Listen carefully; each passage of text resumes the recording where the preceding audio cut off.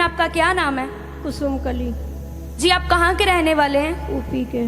जी ये गवाही आपकी मेरिकल की है, चमत्कार की है। हाँ जी आपने बताया कि आपके बेटे की नई नई शादी हुई। नहीं, तो शादी तो उसको हो गया 5 साल में, विदाई नहीं कर पाते। जी 5 साल आपकी बेटी की शादी को हो चुके थे, लेकिन हाँ आपकी बहू एक बार भी अपने मायके नहीं गई थी।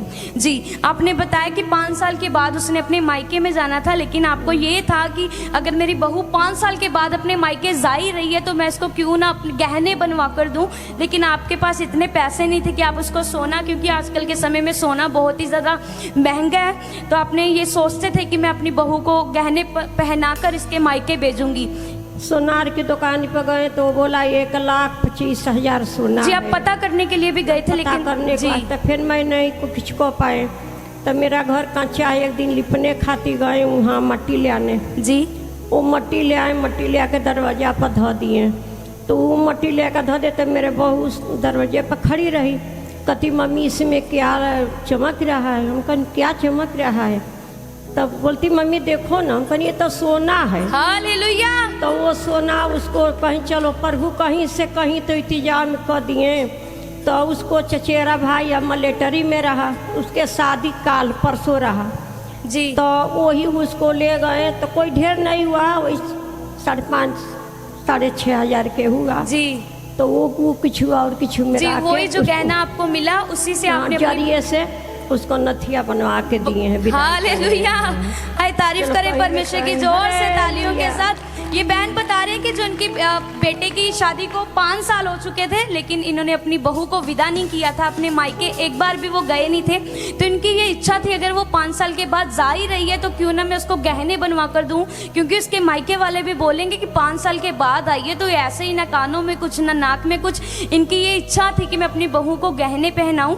और ये ज्वेलरी के पास भी गए थे जो बनाते हैं, उन्होंने रेट ही बहुत बताया। इनकी ये कैपेसिटी नहीं थी कि ये उतना खरीद सकें, लेकिन इनका जो फेथ था वो प्रभु यीशु मसीह के ऊपर था। और ये बहन बताते हैं इनका जो घर है वो कच्चा मकान है।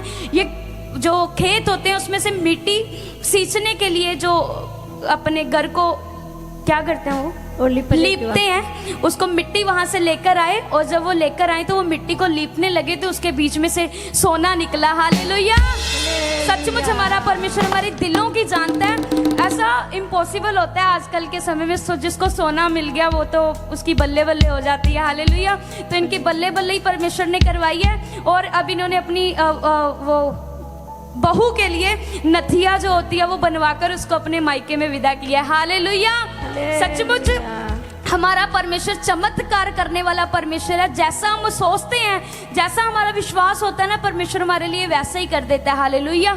अगर ये किसी से मांगते तो हो सकता है कोई इन्हें नहीं देता, लेकिन इनका जो फेथ था, भरोसा था, वो प्रभु यीशु मसीह के ऊपर था। क्योंकि जब हमारी आंखें प्रभु की ओर होती हैं तो परमेश्वर हमें कभी भी शर्मिंदा होने नहीं देता। हालेलुया।